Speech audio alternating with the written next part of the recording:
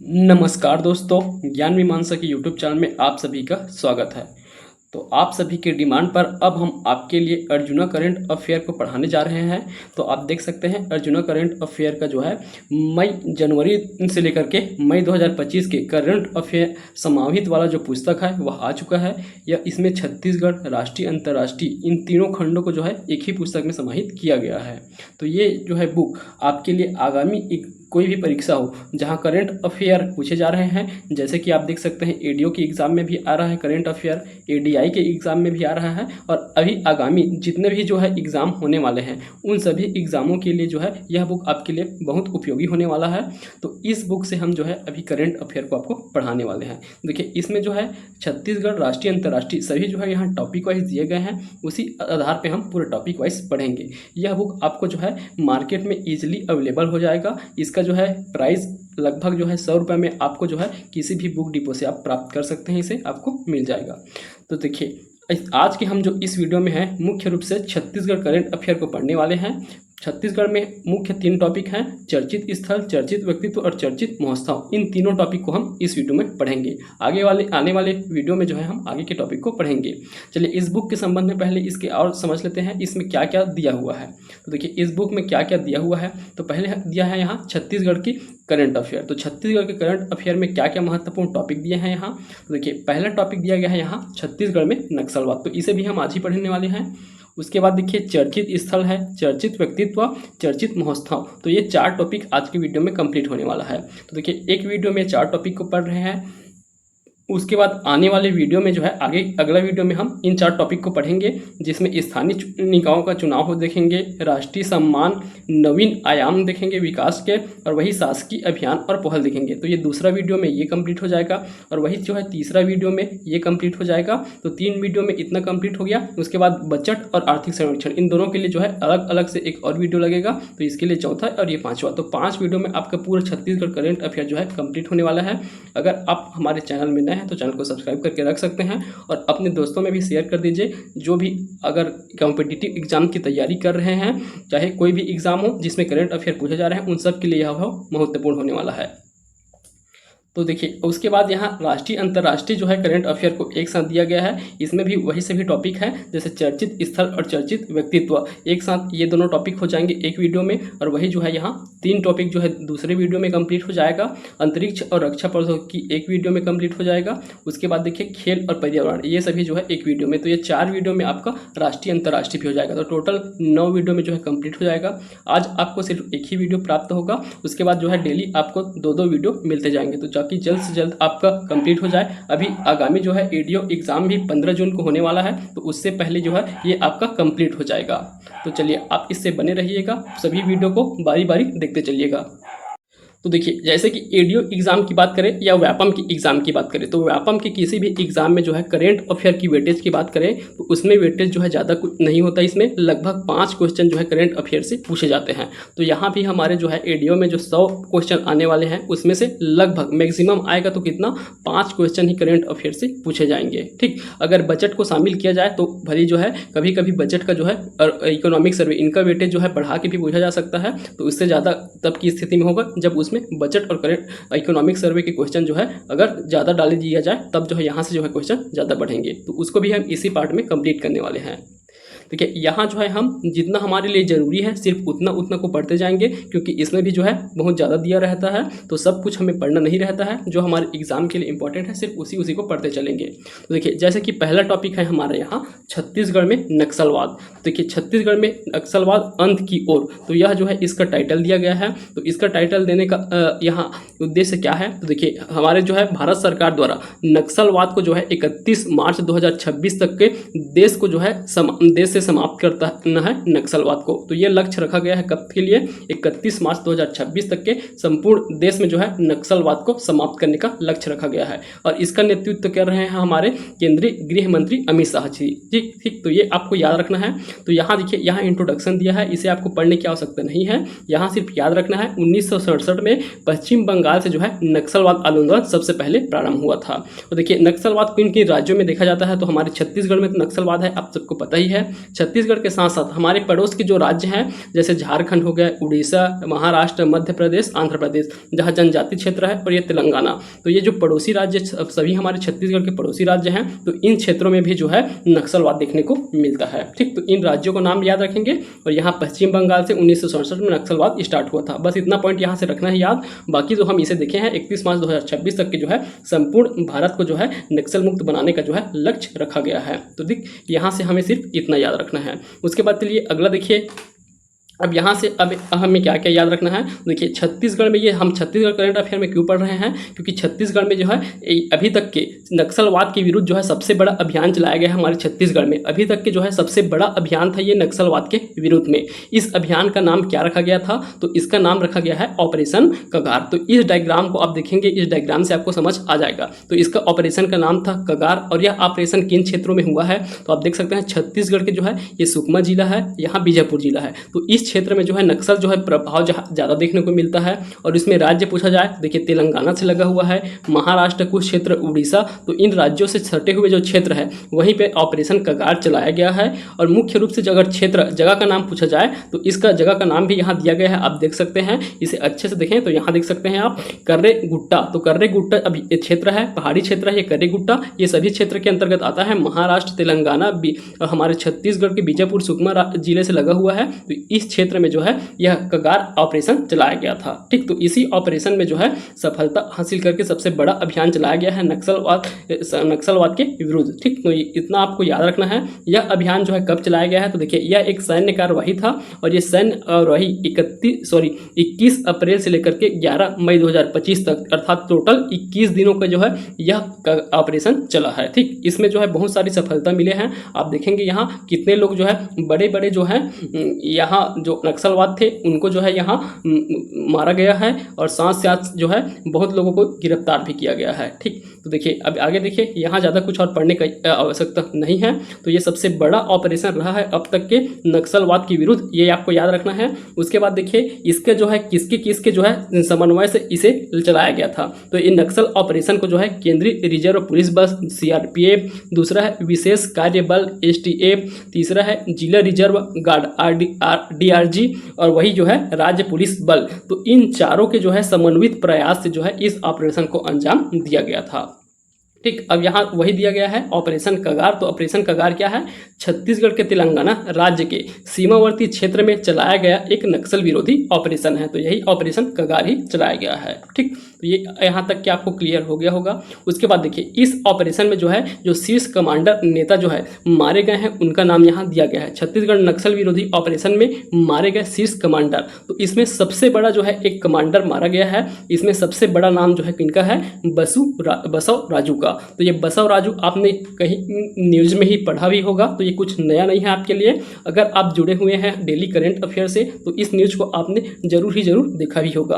देखिए बसव राजू, इसका पूरा नाम क्या है, नंबाला केशव राव। तो नंबाला केशव राव जिसे बसव राजू के नाम से जानते हैं। तो इसके ऊपर देखिए, इसके ऊपर क्या 1.5 करोड़ रुपए का इनाम था। तो 1.5 रुपए का इनाम था इसके ऊपर। इसे ही जो है कर्रे गुट्टा पहाड़ी क्षेत्र में इस नक्सल विरोधी ऑपरेशन में जो है उसे मार गिराया गया है। ठीक, तो इस 1.5 करोड़ इनाम इनके ऊपर रखा गया है। आप समझ सकते हैं इसका इतना बड़ा इनाम है, अर्थात इसका जो है वैल्यू क्या होगा नक्सल विरोधी आंदोलन के रूप में। ठीक, तो देखिए ये जो है क्या थे, तो जो माओवादी संगठन है तो CPI इस भारत में प्रतिबंधित संगठन है, माओवादी संगठन है, कम्युनिस्ट पार्टी का संगठन है। ये इसके जो है महासचिव के पद पर थे। जो ये बसव राजू है वे महासचिव के पद पर है। इन्हें जो है छत्तीसगढ़ के ताड़ मेटला व झीरम घाटी जो कांड हुआ है, इन बड़े बड़े कांडों का जो है नेतृत्वकर्ता के रूप में जाना जाता है। तो ये तालमेटा कांड और झीरम घाटी कांड आप सबको तो पता ही है। इसमें बहुत सारे नेताओं का जो है नक्सलियों द्वारा जो है हत्या किया गया था। तो इन सब बड़े बड़े जो है घटनाओं को जो है अंजाम इसी के नेतृत्व में दिया गया था, बसव राजू के नेतृत्व में। तो इसे जो है इस ऑपरेशन के दौरान जो है इसे मार गिराया गया है। उसके बाद देखिए दूसरा कौन सा जो है सबसे बड़ा कमांडर है, तो ये है चलपति।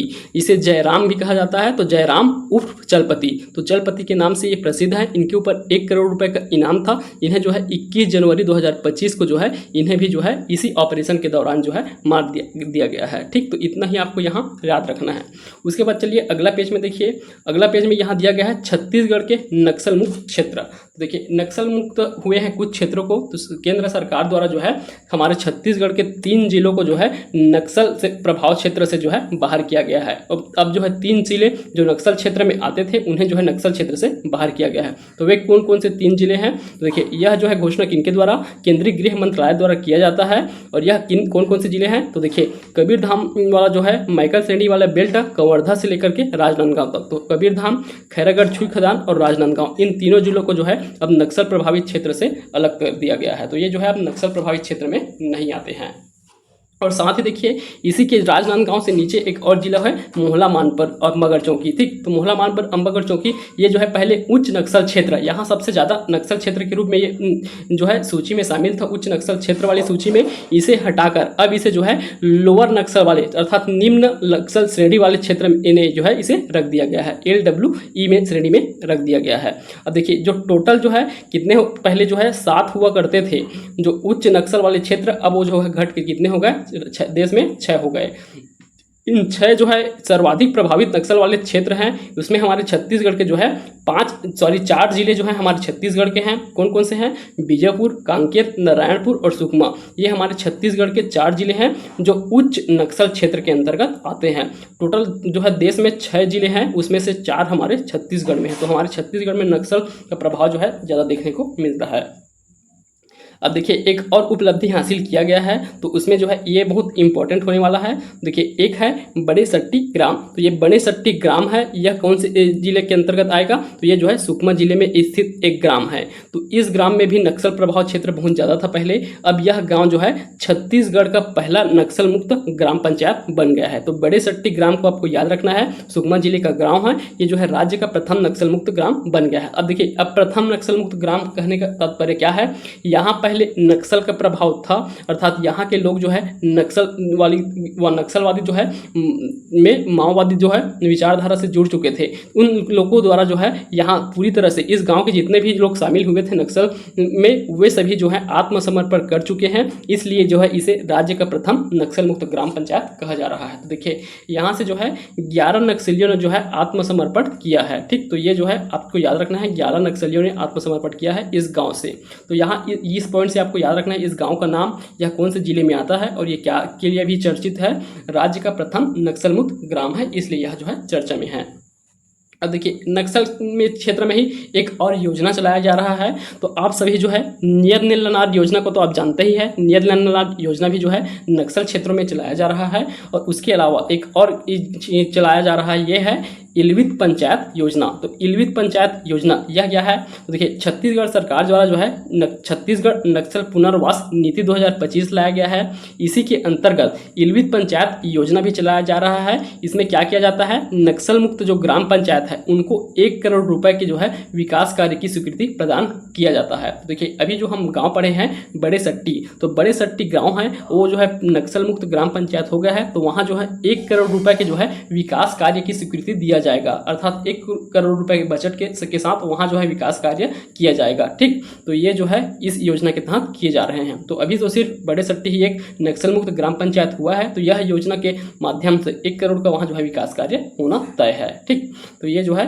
देखने को मिल रहा है इल्वित योजना के तहत। ठीक, अब देखिए यहाँ जो है और भी कुछ घटनाएं हैं, आप देख सकते हैं। तो ये जो है घटनाएं किससे संबंधित है? तो नक्सल विरोधी जो अभी आंदोलन चलाया गया है, जो ऑपरेशन चलाया गया है ऑपरेशन कगार, तो उसी के माध्यम से जो है जितने भी अरेस्ट किए गए हैं कि अब कब जो है किन किन को जो है मुठभेड़ में अरेस्ट किया गया है, किन्हें जो है मारा गया है, उन सब को जो है यहाँ दिया गया है लिस्ट। अगर आप पढ़ना चाहें तो पढ़ सकते हैं, बाकी ये आपके एग्जाम के लिए कुछ इंपॉर्टेंट नहीं है, इसलिए हम इसे आपको स्किप कर रहे हैं और आगे बढ़ रहे हैं। चलिए अगला देखिए, छत्तीसगढ़ में नक्सली उन्मूलन हेतु छत्तीसगढ़ शासन की नीति। तो देखिए छत्तीसगढ़ में जो है नक्सली उन्मूलन के लिए हमारी छत्तीसगढ़ सरकार द्वारा एक जो है नीति लाया गया है। उस नीति का नाम क्या है? तो देखिए छत्तीसगढ़ नक्सलवाद पुनर्वास नीति 2025। तो 2025 में लाया गया है। जैसे केंद्र सरकार द्वारा जो है एक टारगेट रखा गया है 31 मार्च 2026 तक की जो है पूरे भारत से जो है नक्सल मुक्त करना, उसी के तहत जो है छत्तीसगढ़ सरकार द्वारा भी नक्सलवाद पुनर्वास नीति लाया गया है। इसके अधिसूचित कब किया गया था, तो ये तिथि आपको लिए इंपॉर्टेंट है, 28 मार्च 2025 को इसे अधिसूचित किया गया था। ठीक, इसका उद्देश्य क्या रहेगा, देखिए इसका उद्देश्य है जो आत्मसमर्पण करने वाले नक्सली हैं उनके आर्थिक सहायता पहुंचाना, पुनर्वास के लिए व्यवस्था करना, शिक्षा, रोजगार और सुरक्षा प्रदान करना। तो ये 5 उद्देश्य रखे गए हैं उनके पुनर्वास हेतु। इसके लिए आर्थिक सहायता किया जाएगा, पुनर्वास, शिक्षा, रोजगार और सुरक्षा प्रदान किया जाएगा। देखिए इसके लिए जो है प्रावधान क्या क्या किया गया है, जैसे पहली बात है आर्थिक सहायता की। तो आर्थिक सहायता के रूप में जो भी इसके तहत जो है नक्सलवाद जो है क्या किया जा रहा है, उनके द्वारा आत्मसमर्पण किया जा रहा है, तो उन्हें जो है तुरंत ही क्या नगद जो है 50,000 रुपये की आर्थिक सहायता दी जाएगी जो आत्मसमर्पण करने वाले नक्सली हैं उन्हें। उसके बाद दूसरा पॉइंट देखिए शिक्षा से संबंधित है दूसरा। तो आत्मसमर्पण करने वाले परिवार के बच्चों को प्रयास स्कूल या एकलव्य स्कूल, प्रयास और एकलव्य स्कूलों में जो है मुफ्त शिक्षा दिया जाएगा। तो देखिए यहाँ शिक्षा किनको दिया जाएगा, जिस परिवार के जो है नक्सलवादी हैं और जो आत्मसमर्पण कर रहे हैं उनके बच्चों को जो है एक प्रयास स्कूल या एकलव्य स्कूल में मुफ्त शिक्षा दिया जाएगा। और वही शिक्षा से संबंधित तीसरा भी है उच्च शिक्षा या तकनीकी शिक्षा, ऐसे जैसे स्कूलों में प्रवेश के लिए उन्हें 25,000 रुपये की सहायता भी दी जाएगी। तो जिनके परिवार के बच्चे उच्च शिक्षा या तकनीकी शिक्षा में प्रवेश कर रहे हैं तो उन्हें 25,000 की जो है एक मुफ्त सहायता दिया जाएगा। उसके बाद देखिए अगला है, इसमें जो है क्या पुनर्वास के लिए जो है प्रावधान किए गए हैं। तो देखिए 5 लाख या अधिक इनामी वाले माओवादी हों, देखिए जिनके ऊपर जो है 5 लाख या उससे अधिक का इनाम था, उनके लिए जो है शहर में 1742 फुट की भूमि प्रदान किया जाएगा। तो जिनके जो है 5 लाख है उससे अधिक का जो है उनके ऊपर इनाम था, उन्हें 1742 फुट भूमि प्रदान की जाएगी। एवं ग्रामीण क्षेत्र, तो ये शहरी क्षेत्र के लिए हो गया ना, ग्रामीण क्षेत्र में जो है 1 हेक्टेयर कृषि भूमि प्रदान किया जाएगा। तो 1 हेक्टेयर का मतलब कितना, 2.5 एकड़ जो है भूमि जो है प्रदान किया जाएगा ग्रामीण क्षेत्र में। और वही शहरी क्षेत्र में जो है 17.42 फुट जो है भूमि प्रदान की जाएगी। साथ ही अगर भूमि नहीं मिल रहा है, तो अगर भूमि उपलब्ध नहीं है तो उन्हें जो है 2 लाख रुपए की जो है सहायता दिया जाएगा। ठीक, तो ये प्रावधान किया गया है छत्तीसगढ़ सरकार द्वारा इस नीति के माध्यम से, नक्सलवाद पुनर्वास नीति के माध्यम से। ठीक, अब देखिए इसमें जो है एक और पॉइंट है, इसे भी याद रखना है आपको। इसे याद रखने की आवश्यकता नहीं है क्योंकि ऐसे जो है पॉइंट पूछे नहीं जाएंगे। देखिए अगर हथियार सहित कोई आत्मसमर्पण करता है तो उन्हें प्रोत्साहन राशि कितना मिलेगा। जो डायरेक्ट आत्मसमर्पण कर रहे हैं बिना हथियार के, उन्हें तो हम देखे हैं कि 50,000 रुपये दिया जाएगा। उसके अलावा यदि कोई हथियार के साथ आत्मसमर्पण करते हैं तो अलग अलग हथियार है, उसके लिए जो है अलग अलग जो है प्रोत्साहन राशि रखा गया है। जैसे एक हथियार है LMG सौंपना, तो LMG है उसके लिए 5 लाख रुपए, AK-47 सौंप रहे हैं तो 4 लाख रुपए, SLR या इंसाल राइफल सौंप रहे हैं तो 2.25 लाख इतना जो है दिया जाएगा। तो ये अलग अलग जो है दिया गया है, ये आपके एग्जाम के लिए इंपॉर्टेंट नहीं है तो आप इसे छोड़ सकते हैं। चलिए अब ये जो है हमारा पहला टॉपिक कंप्लीट होता है नक्सलवाद। ठीक, अब उसके बाद देखिए दूसरा टॉपिक है हमारा चर्चित स्थल। तो देखिए चर्चित स्थल, अब ये हमारे लिए बहुत इंपॉर्टेंट टॉपिक है, यहाँ से प्रश्न पूछने की संभावना ज़्यादा होता है। तो यहाँ से जो है सब कुछ नहीं पढ़ेंगे, जिस टॉपिक के संबंध में हमें जितना याद रखना है सिर्फ उतना ही हम यहाँ पढ़ते चलेंगे। ठीक, तो चलिए अभी स्टार्ट करते हैं हम। यहाँ सबसे पहला चर्चित स्थल में है कांगेर घाटी राष्ट्रीय उद्यान। तो आप सबको पता ही है कांगेर घाटी राष्ट्रीय उद्यान जो है इस वर्ष जो है चर्चा में क्यों रहा है। तो आप सबको पता ही होगा कि यह जो है छत्तीसगढ़ का एकमात्र स्थल बन गया है जो यूनेस्को की जो है विश्व धरोहर सूची में जो है शामिल किया गया है। तो देखिए यूनेस्को की अस्थायी सूची में इसे शामिल किया गया है, याद रखेंगे, यूनेस्को की विश्व धरोहर की अस्थायी सूची में, न कि स्थायी सूची में। ठीक, तो छत्तीसगढ़ का एकमात्र जो है स्थल हो गया जो यूनेस्को की किसी भी सूची में शामिल होने वाला है। तो यही आपके लिए इंपॉर्टेंट है कि यह जो है छत्तीसगढ़ का प्रथम स्थल है जिसे यूनेस्को की अस्थायी सूची में शामिल किया गया है। बाकी चीज़ें आपका कोई काम का नहीं है।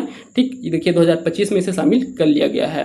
और देखिए अब इसके संबंध में आपको कुछ चीज़ें याद होना चाहिए। कांगेर घाटी राष्ट्रीय उद्यान, आप सब ने जो है इसे जो है इसको राष्ट्रीय उद्यान वाले चैप्टर में आपने पढ़ा भी होगा। कांगेर घाटी राष्ट्रीय उद्यान जो है हमारे छत्तीसगढ़ का सबसे छोटा राष्ट्रीय उद्यान है। छत्तीसगढ़ में 3 राष्ट्रीय उद्यान है, एक है गुरु घासीदास राष्ट्रीय उद्यान, गुरु घासीदास राष्ट्रीय उद्यान ये सबसे बड़ा राष्ट्रीय उद्यान है। उसके बाद है इंद्रावती राष्ट्रीय उद्यान, ठीक, दूसरे नंबर में। उसके बाद तीसरा है ये कांकेर घाटी राष्ट्रीय उद्यान। तो ये जो है छत्तीसगढ़ का सबसे छोटा राष्ट्रीय उद्यान है।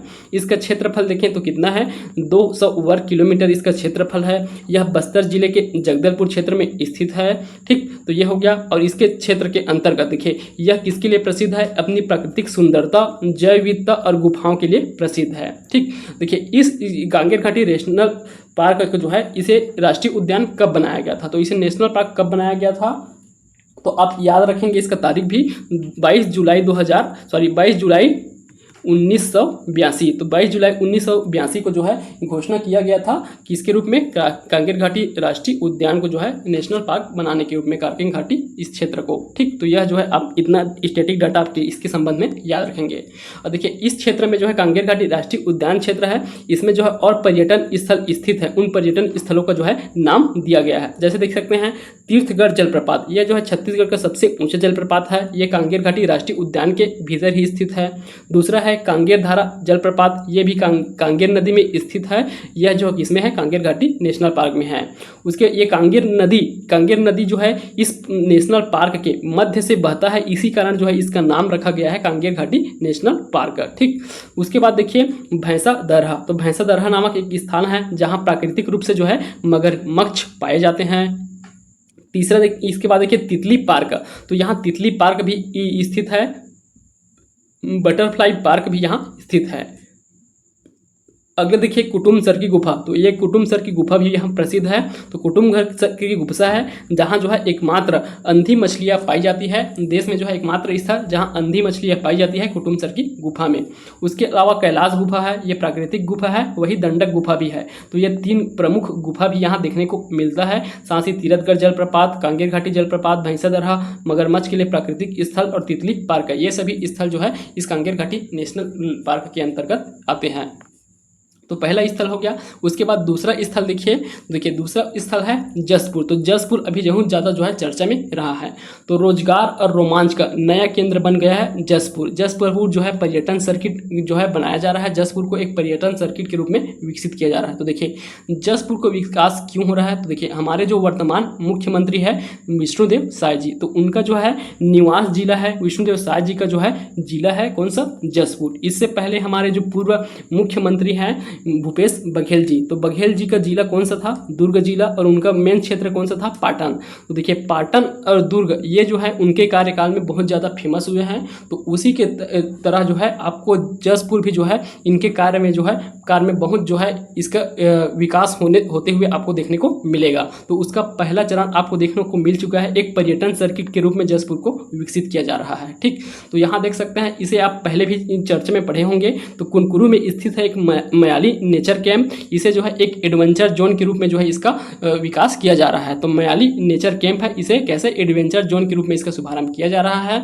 इसके अलावा जो है 3 प्रमुख और सर्किट जो है बनाए जाएंगे, जहां क्या क्या aqua cycling, kayaking, speed boat, floating jet, bumper, ऐसे बोटिंग करना, ये सभी जो है गतिविधियों को शामिल किया जाएगा। तो यहाँ नाम दिए गए हैं क्या क्या जो है यहाँ विकसित किया जा रहा है। तो आप देख सकते हैं जसपुर में 3 प्रकार के जो है पर्यटन सर्किट के रूप में विकसित किया जाना है।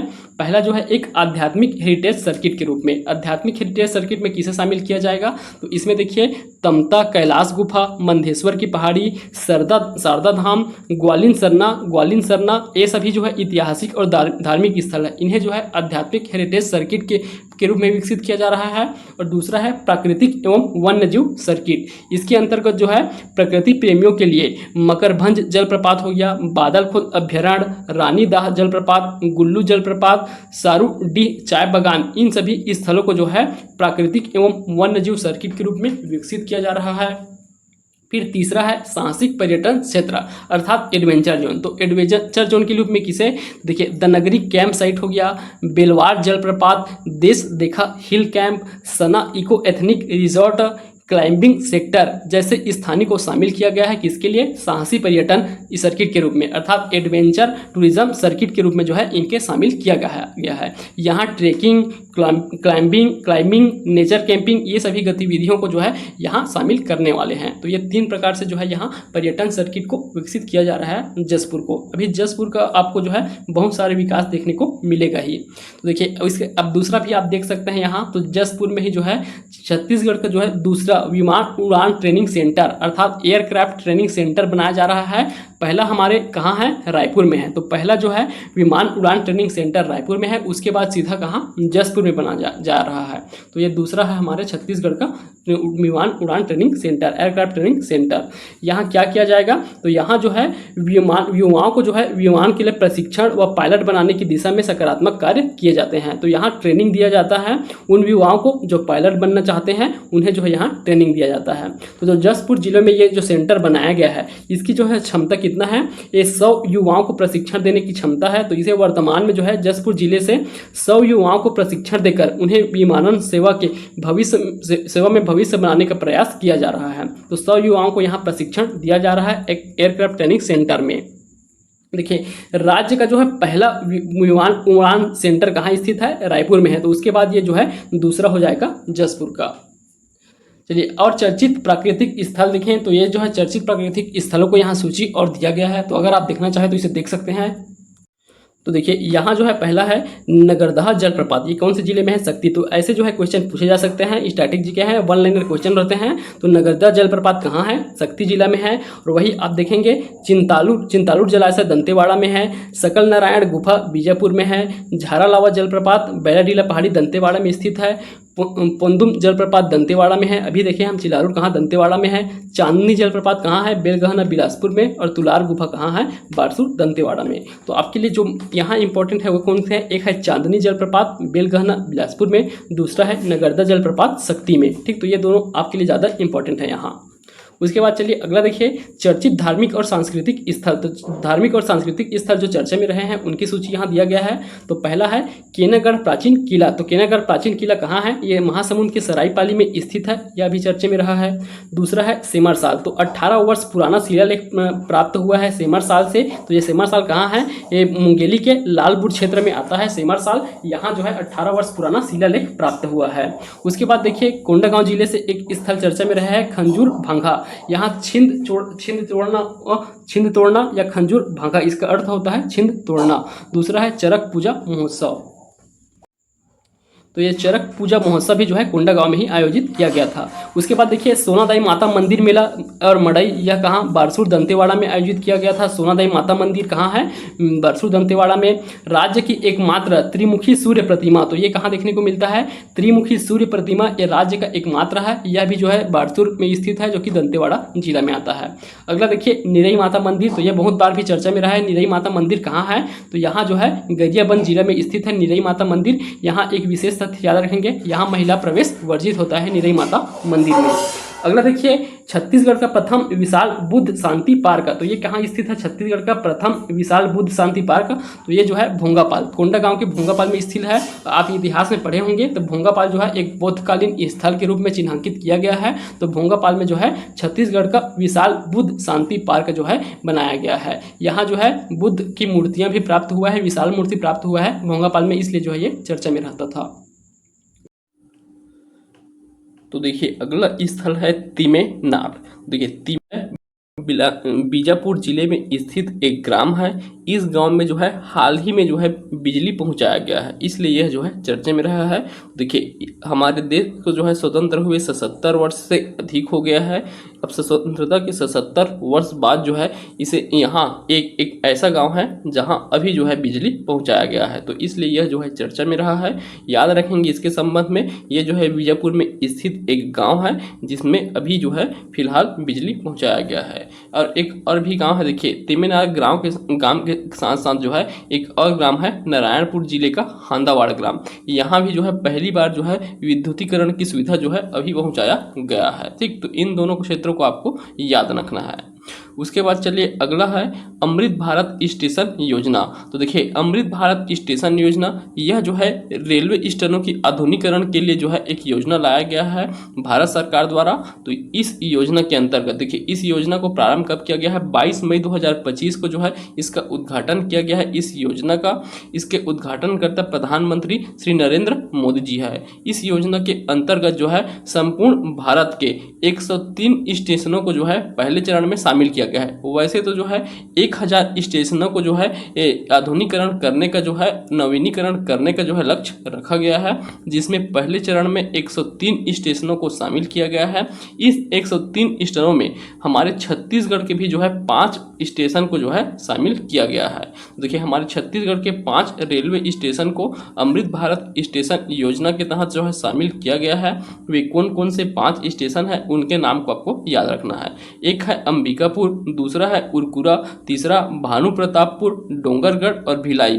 ये 5 स्टेशन जो है अमृत भारत स्टेशन योजना के अंतर्गत जो है शामिल किया गया है। इसके अंतर्गत कैसे विकास कार्य किए जाएंगे उसे भी देख लीजिए। तो इसका प्रावधान है रेलवे स्टेशन का सिटी सेंटर के रूप में विकास किया जाएगा, जिसमें शॉपिंग जोन बनाया जाएगा, विश्राम कक्ष और अन्य सुविधाएं जो है दिए जाएंगे। विरासत भी विकास भी, तो देखिए इसमें विरासत भी विकास भी स्थानीय वास्तुकार से प्रेरित स्टेशन भवन का निर्माण किया जाएगा। तो स्थानीय वास्तुकार के माध्यम से जो है वहाँ विकास किया जाएगा। रेलवे स्टेशन में बुनियादी सुविधाएं जैसे कि अलग अलग प्रवेश और अलग प्रवेश द्वार और निकास द्वार अलग होगा, बेहतर पार्किंग, लिफ्ट, एक्सीलरेटर, लॉन्च, प्रतीक्षालय, ट्रेवलेटर, दिव्यांगजन अनुकूलन सुविधाएं, ये सभी सुविधाएं प्रदान किए जाएंगे। जो बड़े बड़े स्टेशन में देखने को मिलता है वे सभी सुविधाएं जो है इन स्टेशनों में जो है लाया जाएगा। ठीक, तो इसलिए जो है यह योजना लाया गया है। योजना का नाम आपको याद रखना है, क्या है? अमृत भारत स्टेशन योजना। 22 मई 2025 को श्री नरेंद्र मोदी जी द्वारा इसका प्रारंभ किया गया है, जिसमें 1000 स्टेशनों को जो है अपग्रेड और नवीनीकरण करने का लक्ष्य रखा गया है, जिसमें पहले चरण में 103 स्टेशन है शामिल है, जिसमें से हमारे छत्तीसगढ़ के 5 स्टेशन हैं, अंबिकापुर, उरकुरा, भानु प्रतापपुर, डोंगरगढ़ और भिलाई। चलिए अब अगला देखिए, अगला है सीबीडी रेलवे स्टेशन। तो देखिए सीबीडी का फुल फॉर्म क्या होता है? Central business district. तो central business district railway station के रूप में विकसित किया जा रहा है। कौन से स्थान को? नया रायपुर। तो देखिए नया रायपुर में भी अब जो है रेलवे स्टेशन का निर्माण किया जा रहा है। नया रायपुर में देखिए रायपुर का जो रेलवे स्टेशन है अब उसे जो है नया रायपुर में जो है क्या किया जा रहा है? जोड़ा जा रहा है रायपुर स्टेशन को नया रायपुर से। तो उसी के लिए जो है ये जो स्टेशन है एक सेंट्रल बिजनेस डिस्ट्रिक्ट के रूप में जो है डेवलप किया जा रहा है। देखिए मेट्रो की तर्ज पर राज्य का पहला स्मार्ट रेलवे स्टेशन। तो ये राज्य का पहला स्मार्ट रेलवे स्टेशन है। जैसे मेट्रो स्टेशन रहता है उस प्रकार के जो है सीबीडी सेंट्रल बिजनेस डिस्ट्रिक्ट नवा रायपुर में अपने निर्माण के अंतिम चरण में है। तो लगभग जो है कंप्लीट होने वाला है, जिसे नवा रायपुर डेवलपमेंट अथॉरिटी द्वारा जो है विकास किया जा रहा है और इसे जो है भारतीय रेलवे को अगस्त 2025 तक जो है सौंप दिया जाएगा। अर्थात अगस्त 2025 तक के जो है इसका जो है निर्माण कार्य पूरा कर दिया जाएगा नवा रायपुर डेवलपमेंट अथॉरिटी द्वारा। देखिए रायपुर एयरपोर्ट क्षेत्र के पूर्व में स्थित सेंट्रल बिजनेस डिस्ट्रिक्ट नवा रायपुर में एक नवीन रेलवे स्टेशन बनाकर राजधानी के प्रमुख क्षेत्रों को जोड़ने के लिए बाईपास लाइन बनाई गई है, जिसे सीबीडी रेलवे स्टेशन नाम दिया गया है। तो देखिए आप सबको पता ही है कि अब हमारे छत्तीसगढ़ की राजधानी जो है नया रायपुर हो गया है, जिसे अटल नगर नया रायपुर के नाम से जानते हैं। तो जो महत्वपूर्ण ऑफिस है आप देखेंगे, विधानसभा ऑफिस देखें, बड़े बड़े जो भवन है वे सभी जो है कहाँ है? नया रायपुर में शिफ्ट हो गए हैं। तो उसी को जो है लोगों की जो है सुविधाएं आसानी से पहुंच सके, इसी के लिए जो है यहाँ भी रेलवे स्टेशन का विकास किया जा रहा है। अब जो है लोग डायरेक्ट ट्रेन से ही भी वहाँ पहुँच पाएंगे। तो ये हो गया हमारा नया रायपुर जो चर्चे में रहा है वो। अब उसके बाद देखिए और भी कुछ क्षेत्र चर्चे में है, जैसे कोपरा डैम। तो कोपरा डैम जो है चर्चे में क्यों रहा है? कोपरा डैम कहाँ स्थित है? बिलासपुर में। तो बिलासपुर में स्थित कोपरा डैम है। यहाँ छत्तीसगढ़ में पहली बार दुर्लभ जल पक्षी देखा गया है, जिसका नाम क्या है? Black necked grebe. तो ब्लैक नेक्ड ग्रिप नाम का जो है एक दुर्लभ जल पक्षी देखा गया है कोपरा डैम बिलासपुर में। उसके बाद देखिए कोनी। तो ये भी बिलासपुर जिले में स्थित है कोनी अभी चर्चा में रहा है, क्योंकि यहाँ जो है एक शासकीय कैंसर संस्था का शुभारंभ किया जा रहा है। तो देखिए शासकीय कैंसर संस्था का शुभारंभ किया गया है। इस संस्था में जो है मरीजों को अत्याधुनिक जो है कैंसर इलाज के लिए जो है सुविधाएं प्रदान किया जाएगा। तो ये शासकीय कैंसर संस्था कोनी में जो है बनाया गया है। ठीक, यही स्थल हो गया। उसके बाद आगे देखिए, छत्तीसगढ़ राज्य प्रथम फिल्म सिटी। तो ये पहले भी आप पढ़े होंगे, जो इसके पहले जो करंट अफेयर का मैगजीन आया हुआ था उसमें भी यह जो है शामिल था। छत्तीसगढ़ का पहला जो है फिल्म सिटी जो है कहाँ बनाया जा रहा है, तो ये माना तोता रायपुर में बनाया जा रहा है, जिसका नाम क्या है, चित्रोत्पला है। इसकी लागत का अनुमान किया गया है, तो कितना लागत लगेगा, 95.179 करोड़ रुपए की लागत से जो है चित्रोत्पला फिल्म सिटी जो है रायपुर में जो है विकसित किया जा रहा है। छत्तीसगढ़ में पर्यटन गतिविधियों के लिए राजधानी रायपुर में केंद्र सरकार के सहयोग से, तो ये केंद्र सरकार के सहयोग से 2 परियोजनाओं को स्वीकृति प्रदान की गई है, जिसमें पहला तो चित्रोत्पला फिल्म सिटी है और दूसरा कौन सा है, एक जो है जनजातीय और सांस्कृतिक कन्वेंशन सेंटर है। तो ये दोनों जो है केंद्र सरकार के सहयोग से जो है इन दोनों परियोजनाओं को जो है रायपुर में विकसित किया जा रहा है, जनजातीय और सांस्कृतिक कन्वेंशन सेंटर और दूसरा ये फिल्म सिटी चित्रोत्पला। चलिए अब अगला देखिए, गोंडवाना मरीन फॉसिल पार्क। तो गोंडवाना मरीन फॉसिल पार्क यह कहाँ स्थित है, तो हसदेव नदी के तट पर जो है मनेन्द्रगढ़ चिरमिरी भरतपुर जिले में जो है स्थित है गोंडवाना मरीन फॉसिल पार्क। इसकी मान्यता देखिए तो भारत का पहला राष्ट्रीय भूवैज्ञानिक स्मारक घोषित किया गया है इसे। तो अब देखिए ये जो है अभी चर्चे में इसीलिए रहा है कि इसे जो है राष्ट्रीय भूवैज्ञानिक स्मारक घोषित किया गया है। ये भारत का पहला राष्ट्रीय भूवैज्ञानिक स्मारक है। इसकी खोज 1954 में भूवैज्ञानिक एस के घोष ने की थी। तो देखिए इस प्रकार के प्रश्न अब पूछे गए थे। अभी हाल ही फिलहाल में बॉयलर इंस्पेक्टर का जो एग्जाम हुआ है इसमें किसे पूछा गया था, तो जो मत्कु द्वीप है, तो मत्कु द्वीप का खोज जो है किनके द्वारा किया गया है यह पूछा गया था। तो जिसका आंसर क्या था, अरुण शर्मा जी। तो अरुण शर्मा जी द्वारा जो इसका खोज किया गया था। तो उसी प्रकार अब इसका भी पूछा जा सकता है, गोंडवाना मरीन फॉसिल पार्क का जो है इसका खोज किनके द्वारा किया गया है, एस के घोष के द्वारा जो है किया गया है। तो ये किसी न किसी एग्जाम में पूछा जा सकता है। देखिए यह जो है भारत का एकमात्र ऐसी समुद्री जीवाश्म पार्क है जिसे राष्ट्रीय भूवैज्ञानिक स्मारक का दर्जा प्रदान किया गया है। यह पार्क एशिया का सबसे बड़ा समुद्री जीवाश्म उद्यान है जो पृथ्वी के 293 मिलियन साल पुराने इतिहास की झलक दिखाई देती है। तो ये जो है फॉसिल पार्क यहाँ जो है कितने 293 मिलियन साल पुराने जो है इतिहास की झलक देखने को मिलता है। चलिए अगला देखिए, मावली मेला जो कि कहाँ लगता है, नारायणपुर में। तो देखिए मावली मेला नारायणपुर में आयोजित किया गया, कब से कब तक के 19 से जो है 23 फरवरी 2025 तक के जो है इसका आयोजन किया गया था। कहाँ, स्थान है ओरछा। तो नारायणपुर जिले के ओरछा क्षेत्र में मावली मेला का आयोजन किया गया। देखिए मावली माता का संबंध किससे है, तो दंतेश्वरी माता को ही मावली माता के नाम से जानते हैं और साथ ही इन्हें किस नाम से, माणिकेश्वरी देवी के नाम से भी जाना जाता है। ठीक, इन्हें जो है बस्तर की आराध्य देवी के रूप में जाना जाता है। आराध्य देवी है माणिकेश्वरी देवी या मावली माता या दंतेश्वरी माता कह सकते हैं। ठीक, तो तीनों का जो है एक ही नाम है, मावली माता, माणिकेश्वरी और दंतेश्वरी माता। ठीक, तो देखिए यह मेला कब से प्राचीन समय से चल रहा है, तो प्राचीन काल में बस्तर के तत्कालीन राजा अन्नम देव के दौरान पूर्व बस्तर रियासत को चक्रकोट के नाम से जाना जाता है। ये सब आप इतिहास में पढ़ते ही हैं। उस समय चक्रकोट की आराध्य देवी थी मावली। तो उसे मावली माता जो है पूरे चक्रकोट अर्थात पूरे बस्तर की जो है आराध्य देवी के रूप में पूजी जाती है। तो इन्हीं के नाम पर मावली मेला का आयोजन नारायणपुर के ओरछा क्षेत्र में किया जाता है। चलिए अगला देखिए आप, डोंगरगढ़। तो डोंगरगढ़ क्षेत्र क्यों चर्चा में रहा है, तो ये भी आपके इतिहास से रिलेटेड टॉपिक है। तो देखिए डोंगरगढ़ में जो है प्रति वर्ष 6 फरवरी को वहाँ क्या लगाया जाता है, तो प्रति वर्ष 6 फरवरी को अंतर्राष्ट्रीय बौद्ध सम्मेलन का आयोजन किया जाता है। तो यह जो है इस वर्ष का जो है कौन सा संस्करण था, 32वां संस्करण आयोजित किया इस वर्ष जो है डोंगरगढ़ में जो है अंतर्राष्ट्रीय बौद्ध सम्मेलन का।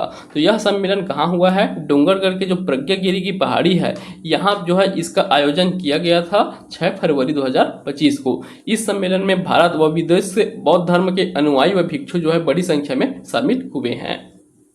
ठीक, तो ये हो गया स्थल। उसके बाद अगला स्थल देखिए एक और है, कबीरधाम जिले में स्थित है एक स्थल दीवान पटपर। तो दीवान पटपर स्थल जो है अभी चर्चा में इसलिए रहा है कि ये एक चुंबकीय प्रभाव वाले क्षेत्र है, चुंबकीय प्रभावित क्षेत्र है, जिसके कारण भूवैज्ञानिक इस क्षेत्र को ग्रेविटी हिल इफेक्ट कहते हैं। तो ग्रेविटी हिल इफेक्ट क्षेत्र है दीवान पटपर कबीरधाम जिले में। उसके बाद देखिए दंतेवाड़ा जिले का धर्माराम। तो धर्माराम यहाँ पहली बार पीएम आवास योजना के तहत आवास का निर्माण किया गया है। तो देखिए पीएम आवास योजना के तहत जो है पहली बार जो है यहाँ आवास का निर्माण किया गया है। धर्माराम दंतेवाड़ा जिले में स्थित एक ग्राम है। उसके बाद देखिए दंतेवाड़ा में ही एक स्थल है अरनपुर। तो अरनपुर नामक गांव से लेकर के जो है सुकमा, तो अरनपुर से लेकर के सुकमा के जो है जगरगुंडा, ये दोनों गांव जो है लगे हुए हैं। तो यहाँ का रास्ता जो है बंद किया गया था। तो ये 35 वर्ष पहले इस रास्ता को बंद किया गया था। इसे अब जाके जो है 35 वर्ष बाद जो है इस रास्ता को फिर से ओपन किया गया है। ठीक, तो अरनपुर से लेकर कहाँ तक के, सुकमा के जगरगुंडा तक के इस रास्ते को जो है अभी जो है फिलहाल जो है ओपन किया गया है। ठीक, तो इसने इतने जो स्थल हैं इस बार से जो है जनवरी से लेकर के मई 2025 तक के चर्चा में रहे हैं। और भी कुछ स्थल दिए गए हैं यहाँ वन लाइनर फॉर्म में, उन्हें भी देख लेते हैं ये जो है क्यों चर्चा में रहे हैं। तो देखिए अगला देखिए पहला यहाँ सांकरा दाहरा। तो देखिए ये डोंगरगढ़ जिला राजनांदगांव, डोंगरगढ़ में स्थित है जिला राजनांदगांव। सांकरा दाहरा राज्य का दूसरा मोक्ष धाम या राज्य का दूसरा राजिम है। तो देखिए सांकरा दाहरा को जो है अब जो है राज्य का दूसरा मोक्ष धाम जो है इसकी रूप में जो है संज्ञा दिया गया है। पहला मोक्ष धाम राजिम को माना जाता है, उसके बाद दूसरा जो है ये सांकरा दाहरा को जो है इसकी मान्यता दिया गया है। पहला कौन सा है, राजिम, तो राजिम या फिर इसी का नाम दूसरा राजिम रखा गया है। ठीक, तो उसके बाद देखिए अगला है नवा रायपुर। तो नवा रायपुर में एक अटल स्मारक और संग्रहालय का निर्माण किया जा रहा है। तो नया रायपुर अभी फिर से चर्चा में आ गया, यहाँ अटल स्मारक और संग्रहालय का निर्माण किया जा रहा है। अब देखिए एक जो है ये टॉपिक हम पहले भी पढ़े थे, विश्व का पहला एडवांस अल्ट्रा सुपर क्रिटिकल ताप विद्युत संयंत्र। तो कौन से जो संयंत्र है उसे, तो एनटीपीसी सीपत। तो एनटीपीसी सीपत को जो है विश्व का पहला एडवांस अल्ट्रा सुपर क्रिटिकल ताप विद्युत संयंत्र के रूप में विकास किया जा रहा है एनटीपीसी सीपत को, जो कहाँ स्थित है, बिलासपुर जिले में। अगला देखिए भारत का पहला इको फ्रेंडली ग्रीन जोन। तो ये इको फ्रेंडली ग्रीन जेल किसे बनाया गया है, तो केंद्रीय जेल बिलासपुर, तो जो सेंट्रल जेल बिलासपुर है उसे जो है इको फ्रेंडली ग्रीन जेल की जो है मान्यता दिया गया है। ये जो है भारत का पहला इको फ्रेंडली ग्रीन जेल बन गया है। अगला देखिए नया रायपुर फिर से चर्चा में क्यों है, क्योंकि यहाँ एक म्यूजियम बनाया गया है जिसका नाम क्या है, शहीद वीर नारायण सिंह म्यूजियम। ये कहाँ है, नया रायपुर में स्थित है। छत्तीसगढ़ का पहला ट्राइबल फ्रीडम फाइटर म्यूजियम, तो ये भी जो है ट्राइबल फ्रीडम फाइटर नवा रायपुर में ही है, इसी का नाम जो है वीर नारायण सिंह म्यूजियम रखा गया है। ठीक, अगला देखिए फार्मास्यूटिकल हब की स्थापना। तो देखिए छत्तीसगढ़ में जो है नया रायपुर को फार्मास्यूटिकल हब मेडिसिटी के रूप में भी विकसित किया जा रहा है। तो फार्मास्यूटिकल हब के रूप में नया रायपुर के विकसित किया जा रहा है। छत्तीसगढ़ का पहला गणित पार्क, तो देखिए पहला मैथमेटिक्स पार्क जो है कहाँ बनाया जाएगा, तो छत्तीसगढ़ पहला गणित पार्क जो है डोंगरगढ़, तो राजनांदगांव के डोंगरगढ़ नामक जो स्थान है वहाँ जो है छत्तीसगढ़ का पहला गणित पार्क बनने जा रहा है। भारत का पहला लिथियम खदान, तो ये आप सबको पता ही है कौन सा है, कटघोरा जो है पहला लिथियम खदान है भारत का, ये कहाँ है, कोरबा में। अगला देखिए आर्टिफिशियल इंटेलिजेंट डाटा सेंटर, तो ये कहाँ बनाया जा रहा है, आर्टिफिशियल इंटेलिजेंट डाटा सेंटर नया रायपुर में। हर्बल पार्क एवं आयुर्वेदिक क्लस्टर, यह जो है रायपुर में बनाया जा रहा है। और ये तो आप सबको पता है विश्व का सबसे ऊंचा बांस टावर, तो विश्व का सबसे ऊंचा बांस टावर जो है बेमेतरा जिले के जो है कठिया नामक स्थान पर जो है बनाया गया है, जिसका ऊंचाई 140 फीट रहेगा। यहाँ बनाया जा रहा है विश्व का सबसे बड़ा टावर बांस का, वो भी किसका, बांस का। भारत का पहला वन मंदिर, तो देखिए ये भी बहुत इंपॉर्टेंट है। भारत का पहला वन मंदिर कहाँ है, आवरा भाठा, जो कि कहाँ है, दंतेवाड़ा जिला में आवरा भाठा, यहाँ भारत का पहला वन मंदिर है। उसके बाद देखिए चौरागढ़ किला, तो ये चौरागढ़ किला कहाँ, कबीरधाम जिले में स्थित है चौरागढ़ किला। और बोडला महादेव मंदिर, यह भी कबीरधाम जिले में स्थित है। बोडला एक जो है विकास खंड है कबीरधाम जिले का, वहाँ स्थित है बोडला महादेव मंदिर। छत्तीसगढ़ का पहला आयुर्वेदिक विश्वविद्यालय कहाँ पर स्थापित है, रायपुर में, तो ये बहुत इंपॉर्टेंट है। भारत का पहला आयुर्वेदिक विश्वविद्यालय रायपुर में प्रस्तावित है। उसके बाद देखिए सरोदा दादर, तो सरोदा दादर जो है कबीरधाम जिले में स्थित है, आप जान रहे हैं सरोदा डैम है, उसी गाँव का नाम है सरोदा दादर। अगर देखिए कुदरगढ़ मंदिर धाम, तो ये कहाँ है, कुदरगढ़ मंदिर सूरजपुर में ही है, ये भी आपको पता ही है। छत्तीसगढ़ का पहला दिव्यांगजन पार्क, तो ये कहाँ प्रस्तावित है, रायपुर में, पहला दिव्यांगजन पार्क जो है रायपुर में प्रस्तावित है। छत्तीसगढ़ का पहला वाटर प्लस शहर, तो ये कौन सा शहर को बनाया गया है, रायपुर, तो रायपुर जो है छत्तीसगढ़ का पहला वाटर प्लस शहर जो है घोषित किया गया है। यह जो है स्वच्छता सर्वेक्षण अभियान 2023 में जो है जो रिपोर्ट आया था 2024 का, उसमें जो है यह रायपुर को जो है छत्तीसगढ़ का पहला वाटर प्लस शहर घोषित किया गया है। चलिए अगला है छत्तीसगढ़ का पहला गौधाम, तो गौ अभ्यारण्य भी बनाया जा रहा है। तो छत्तीसगढ़ का पहला गौधाम जो है बेमेतरा जिले के झालम नामक स्थल है, वहाँ जो है गौधाम बनाया जा रहा है जो गौ अभ्यारण्य कहलाएगा। अगर देखिए पर्यावरण मंडल की केंद्रीय प्रयोगशाला का निर्माण, तो पर्यावरण मंडल का केंद्रीय प्रयोगशाला कहाँ, नया रायपुर में निर्माण किया जा रहा है। साइंस सिटी की स्थापना, तो देश की चौथी साइंस सिटी रहेगा या कहाँ, नवा रायपुर में जो है विकास किया गया साइंस सिटी। अगला देखिए पंडरी, तो रायपुर जिला का पंडरी, यहाँ छत्तीसगढ़ का पहला हथकरघा पार्क प्रस्तावित किया गया है। तो छत्तीसगढ़ का पहला हथकरघा पार्क कहाँ, पंडरी रायपुर में जो है स्थापित किया जा रहा है। छत्तीसगढ़ का प्रथम तैरता सौर ऊर्जा संयंत्र, तो ये भी आप सबको पता है, फ्लोटिंग सौर ऊर्जा संयंत्र कहाँ प्रस्तावित है, मरोदा जलाशय में स्थित है। जहाँ कौन सा जिले में, दुर्ग जिले में मरोदा जलाशय में जो है इसका निर्माण किया जा रहा है, छत्तीसगढ़ का पहला फ्लोटिंग सौर ऊर्जा संयंत्र। ठीक, तो ये जो है इंपॉर्टेंट जो स्थल है जो चर्चा में रहे हैं। उसके बाद अब हमारा दूसरा टॉपिक यहाँ से स्टार्ट होता है, चर्चित व्यक्तित्व। पहला टॉपिक आपको पसंद आया होगा, वीडियो को लाइक कर दीजिएगा और अपने दोस्तों में भी शेयर कर दीजिएगा। चलिए अगला देखिए, अब अगला वीडियो कौन सा है, अगला जो है टॉपिक रहेगा चर्चित व्यक्तित्व। अब देखिए ये चर्चित व्यक्तित्व तो बहुत इंपॉर्टेंट टॉपिक होता है, यहाँ से भी प्रश्न पूछने की संभावना बहुत ज़्यादा होती है। ठीक, तो यहाँ देखिए पहले जो व्यक्ति हैं जो चर्चा में रहे हैं उनका नाम है यशवंत कुमार। देखिए श्री यशवंत कुमार ये चर्चा में क्यों रहे हैं, तो ये जो जितना इनके संबंध में पढ़ना है सिर्फ उतना ही पढ़ेंगे यहाँ। तो ये छत्तीसगढ़ के नवीन मुख्य निर्वाचन अधिकारी बने हैं। तो ये चीफ इलेक्शन ऑफिसर अभी जो है नियुक्त किए गए हैं यशवंत कुमार। इन्होंने स्थान किनके लिया है, तो इनसे पहले जो है मुख्य निर्वाचन पदाधिकारी कौन थी, श्रीमती रीना बाबा साहेब कांगले। तो श्रीमती रीना बाबा साहब कांगले थे, उन्हीं का स्थान अब श्री यशवंत कुमार को दे दिया गया है। तो ये जो है नवीन मुख्य निर्वाचन पदाधिकारी चुने गए हैं। तो ये हमें सिर्फ इतना याद रखना है, इसके संबंध में मई 2025 में जो है इनकी नियुक्ति किया गया है। देखिए इससे पहले देखिए इसके और इस समय में एक और फैक्ट दिया गया है। तो वर्तमान में जो है राज्य निर्वाचन आयुक्त, तो राज्य निर्वाचन आयुक्त कौन है, तो श्री अजय सिंह है। तो अजय सिंह जो है राज्य निर्वाचन आयुक्त है और ये यशवंत कुमार क्या है, ये नवीन मुख्य निर्वाचन पदाधिकारी हैं। ठीक, दोनों में अंतर होता है, ये आपको क्लियर रखना है। चलिए अब अगला देखिए अरुण देव गौतम। तो ये आप सबने पढ़ा ही होगा, अरुण देव गौतम को अभी जो है छत्तीसगढ़ के डीजीपी नियुक्त किए गए हैं। तो अरुण देव गौतम जो है छत्तीसगढ़ के नवीन पुलिस महानिदेशक होंगे, डीजीपी। इनका क्रम कौन सा होगा, 12वां क्रम है। तो ये छत्तीसगढ़ के 12वें डीजीपी के रूप में जो है यहाँ अपना पदभार संभालेंगे। किनका स्थान लिए हैं, तो इनसे पहले जो 11वें डीजीपी थे अशोक जुनेजा, उनका जो है स्थान लिया गया है इनके द्वारा। अरुण देव गौतम कौन है, डीजीपी है 12वें क्रम का, बस इतना आपको याद रखना है। ये सभी याद रखने की आवश्यकता नहीं है कि ये जो है आईपीएस 1992 बैच के जो है पुलिस अधिकारी हैं, ये सब याद रखने की आवश्यकता नहीं है। ठीक, तो सिर्फ आपको इतना ही याद रखना है।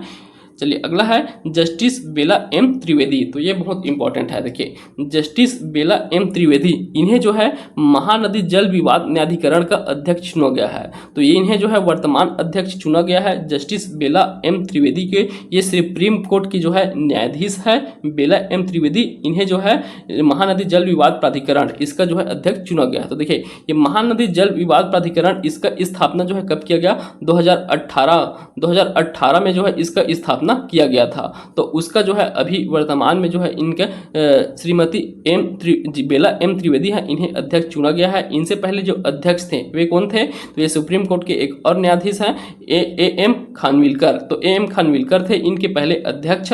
इनके त्याग पत्र देने के पश्चात जो है इन्हें जो है नियुक्त किया गया है। और इसका जो है नियुक्ति किसके अधीन किया जाता है, तो देखिए इनकी नियुक्ति के लिए एक अधिनियम है, अंतरराज्यीय नदी जल विवाद अधिनियम। इसकी धारा 5A के तहत जो है मुख्य न्यायाधीश द्वारा महानदी जल विवाद न्यायाधिकरण का नवीनतम अध्यक्ष नियुक्त किया गया है। ठीक, तो यह जो विवाद है महानदी जल विवाद न्यायाधिकरण, यह जो है किन राज्यों के बीच है, तो हमारे छत्तीसगढ़ और उड़ीसा, इन दो राज्यों में महानदी प्रवाहित होता है। तो इन्हीं दो राज्यों के मध्य जो है कौन सा है, ये जो महानदी जल विवाद चल रहा है, उसी के लिए यह न्यायाधिकरण 2018 में बनाया गया था।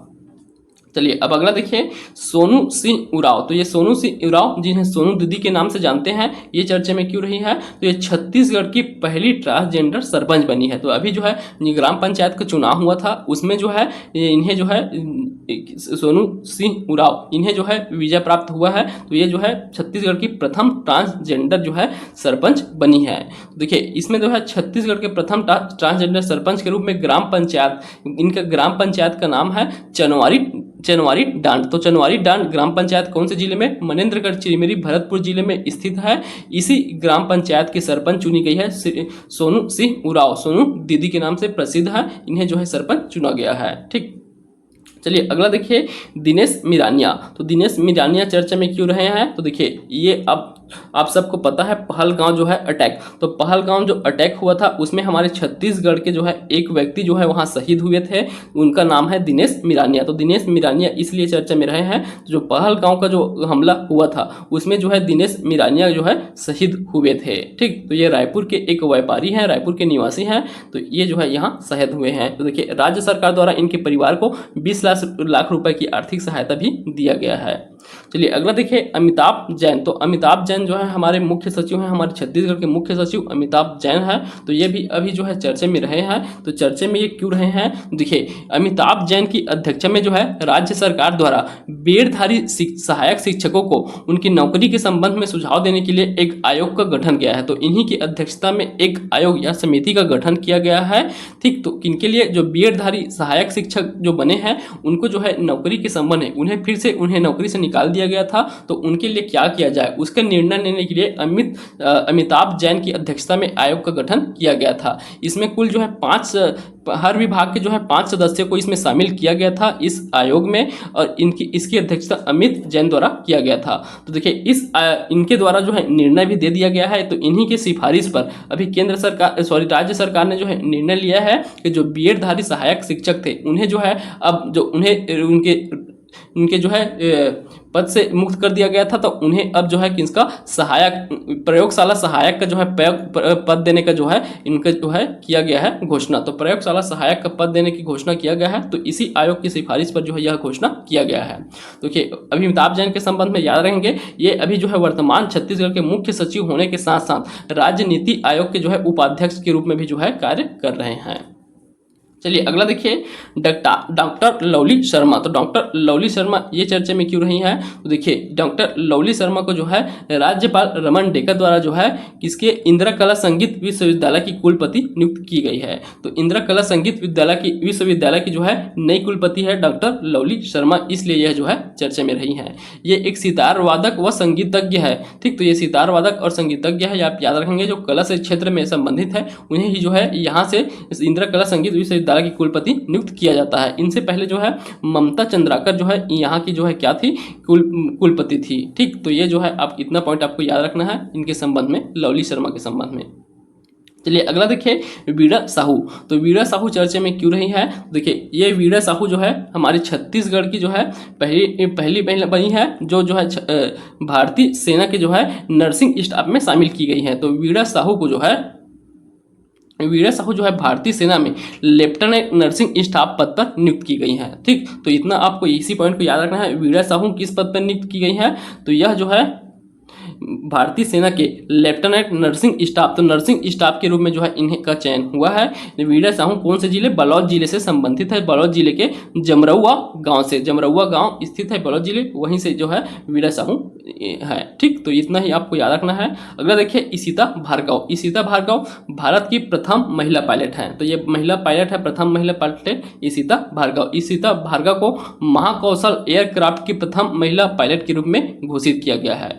इनका संबंध देखिए, तो इनका संबंध जो है खैरागढ़ रियासत के राजा एवं पूर्व विधायक व सांसद रह चुके हैं स्वर्गीय देवव्रत सिंह। तो देवव्रत सिंह से संबंधित है, ये इनकी भांजी है। तो ये देवव्रत सिंह उनकी भांजी है इशिता भार्गव। यह जो है राज्य की पहली महिला पायलट बनी है। नियमों के अनुसार इशिता ने 200 घंटे के जो है एयरक्राफ्ट उड़ान का प्रशिक्षण कर लिया है। इन्होंने अपनी विमान ट्रेनिंग इंदिरा गांधी राष्ट्रीय उड़ान अकेडमी अमेठी में पूरा किया है। तो इंदिरा गांधी राष्ट्रीय उड़ान अकेडमी अमेठी है, वहां से जो है इन्होंने जो है अपना ट्रेनिंग पूरा किया है। चलिए अगला देखिए, फामेश्वरी यादव। तो फामेश्वरी यादव जो है चर्चे में क्यों रही है? तो ये जो है चर्चे में है कि ये छत्तीसगढ़ की प्रथम महिला अग्निवीर है। तो ये जो है छत्तीसगढ़ की पहली महिला अग्निवीर जो है बनी है फामेश्वरी यादव। इनका संबंध कौन से जिले से है? बस इसको आपको इतना ही याद रखना है, गरियाबंद जिले से इनका संबंध है। ठीक, बाकी आपको कुछ भी याद रखने की आवश्यकता नहीं है। पहली महिला अग्निवीर है छत्तीसगढ़ की और गरियाबंद जिले से है फामेश्वरी यादव।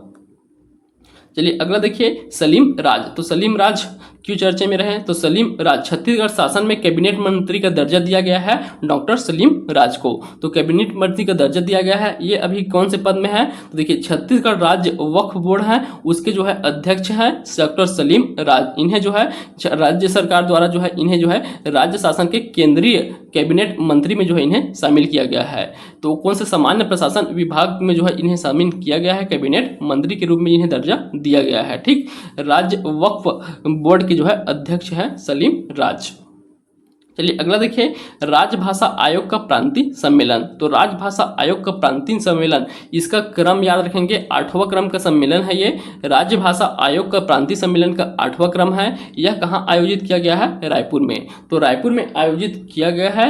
आयोजन 2 दिन का, 1 और 2 मार्च 2025 का इसका आयोजन किया गया था। ठीक, इसकी अध्यक्षता अगर पूछा जाए तो इसकी अध्यक्षता जो है रामेश्वर वैष्णव द्वारा किया गया है, रामेश्वर वैष्णव द्वारा। और इसके जो है इस जो प्रांतीय आयोग का जो सम्मेलन है, इसकी शुरुआत किनके द्वारा उद्घाटन के लिए पहुंचे थे? मुख्यमंत्री जी पहुंचे थे, विष्णुदेव साय जी जो है यहाँ पहुंचे हुए थे। ठीक, तो मुख्यमंत्री विष्णुदेव साय यहाँ पहुंचे हुए थे। तो देखिए इसी सम्मेलन में, तो ये प्रांतीय सम्मेलन हुआ, यहाँ मुख्यमंत्री द्वारा जो है 11 साहित्यकारों की पुस्तकों का विमोचन किया गया है। तो 11 साहित्यकारों की पुस्तकों का विमोचन भी किया गया है इस सम्मेलन में। तो कौन कौन से 11 साहित्यकार हैं, उनकी पुस्तकों को यहाँ देख सकते हैं आप। तो देखिए लेखक का नाम दिया गया है, रचना की, तो देखिए देवचरण धुरी, इसमें है देवचरण के कहमुकरी, ये इनकी रचना है।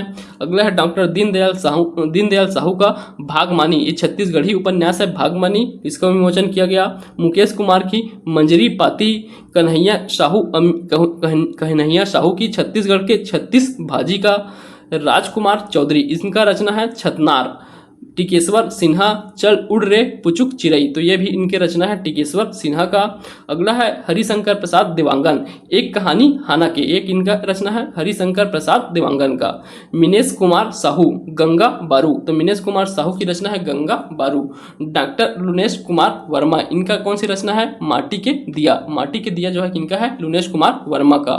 उसके बाद देखिए रामनाथ साहू, तो रामनाथ साहू की रचना है गीतांजलि। तो देखिए ये गीतांजलि जो है किनका छत्तीसगढ़ी अनुवाद है, तो रविंद्रनाथ टैगोर की रचना है गीतांजलि, जिसके लिए उन्हें जो है नोबेल पुरस्कार भी प्रदान किया गया था रविंद्रनाथ टैगोर को। तो उन्हीं की रचना गीतांजलि का जो है ये छत्तीसगढ़ी अनुवाद है जो रामनाथ साहू द्वारा किया गया है।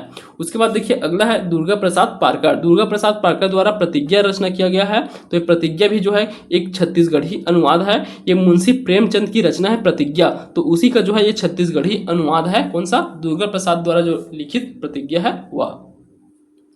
चलिए अब ये जो हो गया हमारा जो है टॉपिक। अब उसके बाद देखिए जो नवीन नियुक्ति किए गए हैं, तो इसी वह जो और व्यक्ति चर्चे में रहे हैं उसमें जो नवीन नियुक्ति हुआ है वो सबको देख लेते हैं।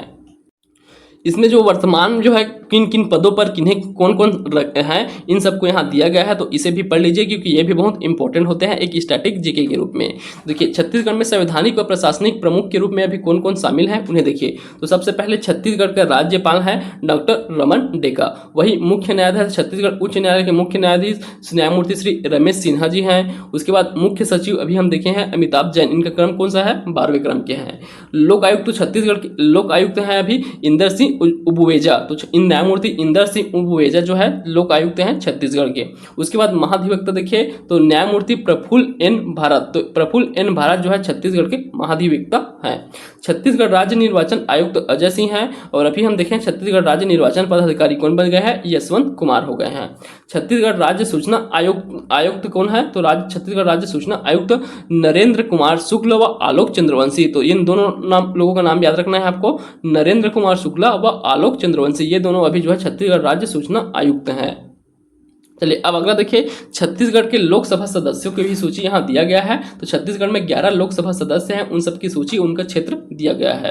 देखिए सरगुजा संभाग के जो है कौन है? चिंतामणि महाराज जो है। रायगढ़ से कौन है? राधेश्याम राठिया। बिलासपुर लोकसभा के हैं सदस्य है तोखन साहू। राजनांदगांव के हैं संतोष पांडे। दुर्ग के विजय बघेल। रायपुर से हैं ब्रिजमोहन अग्रवाल। बस्तर से है महेश कश्यप। कांकेर से भोजराज नाग। महासमुंद से रूपकुमारी चौधरी। जांजगीर चांपा से कमलेश जांगड़े, कोरबा से हैं ज्योत्सना महंत। तो देखिए ये जो टोटल 11 है उसमें से कांग्रेस को सिर्फ एक सीट मिला है, कौन सा, कोरबा लोकसभा से ज्योत्सना महंत का। और ये 11 में से जो है 3 जो है क्या है, महिलाएं हैं। तो ये तो 3 जो है महिलाएं हैं, रूपकुमार चौधरी, कमलेश जांगड़े और ज्योत्सना। इनका क्षेत्र याद रखेंगे महासमुंद, जांजगीर चांपा और कोरबा। ठीक, उसके बाद यहाँ राज्यसभा के सदस्य भी देख लीजिए। तो छत्तीसगढ़ में 5 राज्यसभा सीट है, तो उसमें जो है 5 सदस्य नियुक्त किए गए हैं। तो उन 5 सदस्य कौन कौन से हैं, तो पहली श्रीमती फूलोदेवी नेताम, इनका कार्यकाल 2026 तक रहेगा। और कवि तेजपाल सिंह तुलसी, इनका भी कार्यकाल 2026 तक है, ये हो गया। उसके बाद देखिए श्री राजीव शुक्ला, तो राजीव शुक्ला इनका कार्यकाल 2028 तक है। श्रीमती रंजित रंजन, इनका 2028 तक इनका भी कार्यकाल है। और अभी जो नए नियुक्त किए गए हैं श्री देवेंद्र प्रताप सिंह, इनका कार्यकाल 2030 तक रहेगा। तो 6 वर्ष की कार्यकाल रहता है इनका, तो 6 वर्ष का इनका कार्यकाल इस देश में जो है पूरा होगा। ठीक, तो यहाँ भी देखिए तो टोटल 2 जो है इसमें शामिल है महिलाएं, तो श्रीमती फूलोदेवी नेताम और श्रीमती रंजित रंजन, ये 2 जो है महिला राज्यसभा सदस्य के रूप में शामिल हैं और लोकसभा सदस्य के रूप में 3। तो टोटल जो है 5 महिला सांसद हैं हमारे छत्तीसगढ़ में। अब देखिए यहाँ जो है छत्तीसगढ़ के प्रमुख आयोग और उनके अध्यक्षों की सूची दिया गया है। तो जो जो इम्पोर्टेंट है उसे आप यहाँ से पढ़ सकते हैं। जैसे पहला है छत्तीसगढ़ योग आयोग के अध्यक्ष हैं रूप नारायण सिन्हा, तो वर्तमान योग आयोग के अध्यक्ष रूप नारायण सिन्हा है। छत्तीसगढ़ राज्य खाद्य आयोग के अध्यक्ष हैं संदीप शर्मा है। छत्तीसगढ़ राज्य वित्त आयोग के अध्यक्ष कौन है, श्रीनिवास राव मद्दी जो है इसके अध्यक्ष हैं। राज्य बाल संरक्षण आयोग के अध्यक्ष वर्णिका शर्मा है, डॉक्टर वर्णिका शर्मा बाल संरक्षण आयोग के अध्यक्ष हैं। उसके बाद देखिए छत्तीसगढ़ निजी विश्वविद्यालय नियामक आयोग के अभी नए अध्यक्ष हैं प्रोफेसर विनय कुमार गोयल, तो ये भी जो है अभी नियुक्त किए गए हैं प्रोफेसर विनय कुमार गोयल छत्तीसगढ़ निजी विश्वविद्यालय विनियामक आयोग के अध्यक्ष के रूप में। अगर देखिए छत्तीसगढ़ राज्य अल्पसंख्यक आयोग के अध्यक्ष हैं श्री अमरजीत सिंह छाबड़ा, अमरजीत सिंह छाबड़ा जो है अल्पसंख्यक आयोग के अध्यक्ष हैं।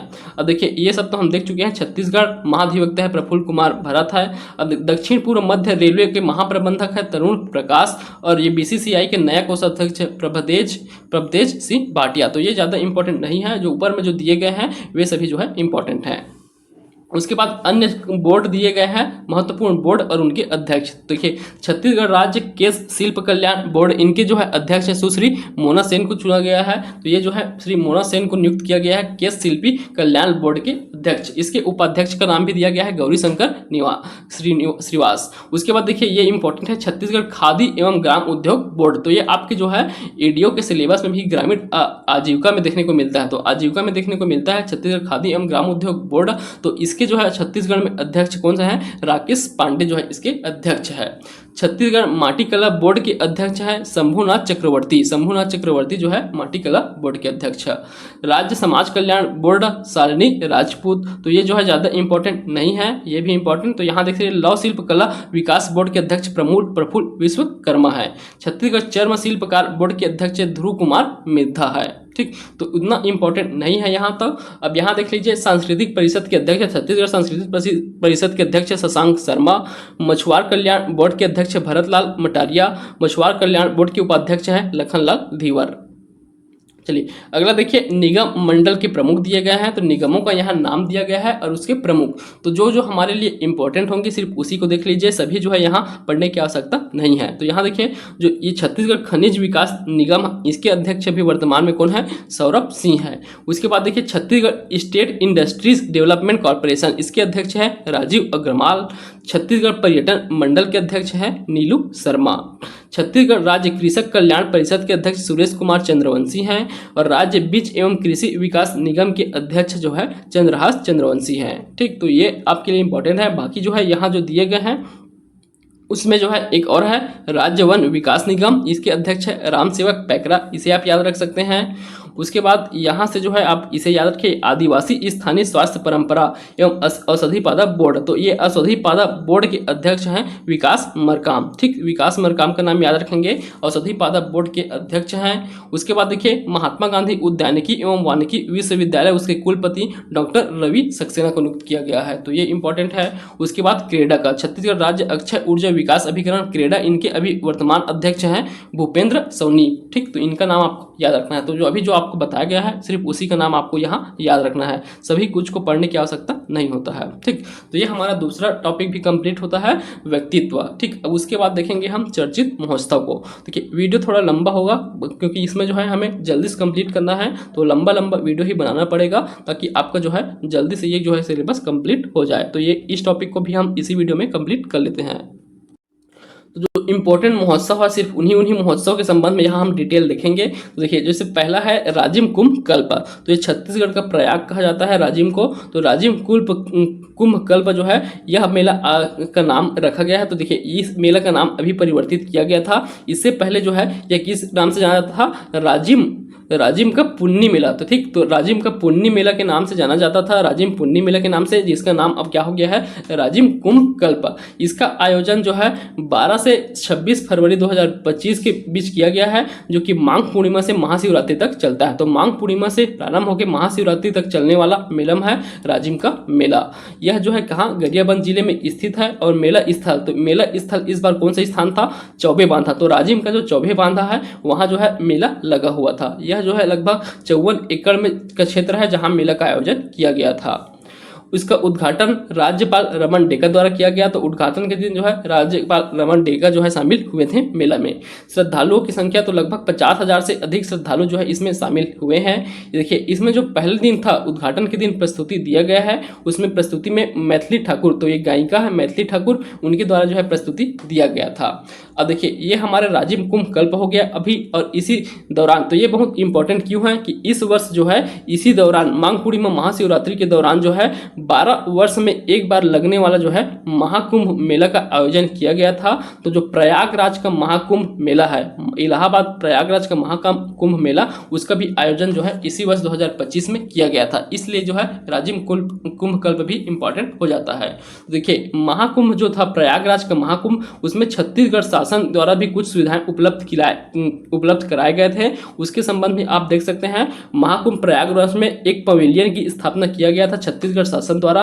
यह जो है प्रयागराज के सेक्टर 6 में, तो सेक्टर 6 जिसमें लक्ष्मी द्वार के समीप जो है एक पवेलियन स्थापित किया गया था छत्तीसगढ़ शासन द्वारा। इसमें प्रवेश द्वार में जो है गौर मुकुट की शैली में एक आकृति प्रदर्शित किया गया है, गौर मुकुट शैली के सदृश। तो आप देख सकते हैं यहाँ जो है बना हुआ है, ये पवेलियन का प्रवेश द्वार था। यहाँ जो है जो भी चाहे वे जो है सहायता लेने के लिए पहुंच सकते हैं छत्तीसगढ़ पवेलियन में। ठीक, तो ये गौर मुकुट के समान आकृति में जो है इसका द्वार रखा गया था। इसमें प्रदत्त सुविधाओं में 600 बेड एवं निःशुल्क भोजन की व्यवस्था किया गया था। तो यहाँ इलाज करने के लिए 600 बेड और निःशुल्क भोजन की व्यवस्था किया गया है। इसके अंतर्गत प्रवेश द्वार पर ही बस्तर के चित्रकूट जलप्रपात का चित्र देखने को मिलता है।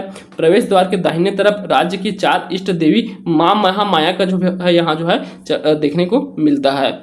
चंद्रहासिनी देवी, महामाया देवी, चंद्रहासिनी, दंतेश्वरी और बमलेश्वरी, ये 4 इष्ट देवी है हमारे छत्तीसगढ़ राज्य की। इनका जो है प्रतिमा जो है यहाँ देखने को मिलता है, और साथ ही छत्तीसगढ़ महतारी की भी प्रतिमा यहाँ देखने को मिलता है। ठीक, तो ये जो है हमारा हो गया राजिम कुंभ कल्प और प्रयागराज महाकुंभ में जो है छत्तीसगढ़ की जो पवेलियन स्थापित किया गया है उसके संबंध में।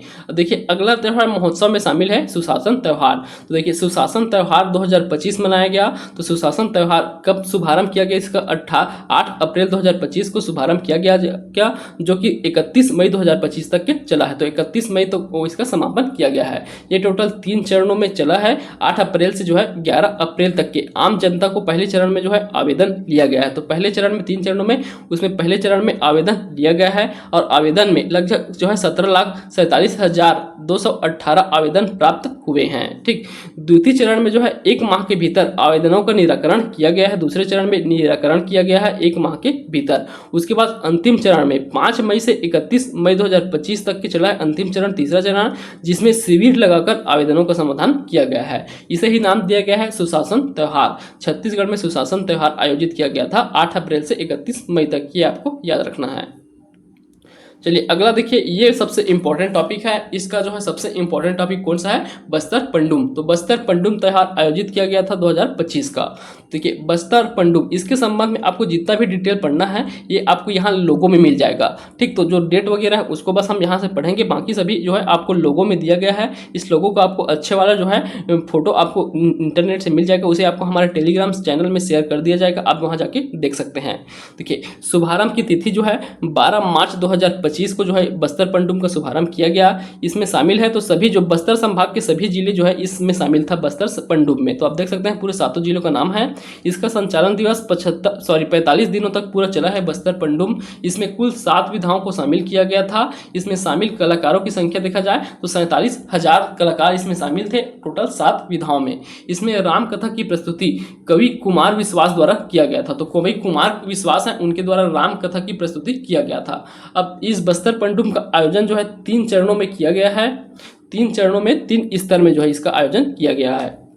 देखिए पहले स्तर में जो है जनपद पंचायत स्तर में जो है 12 से जो है 20 मार्च तक जनपद पंचायत स्तर में किया गया।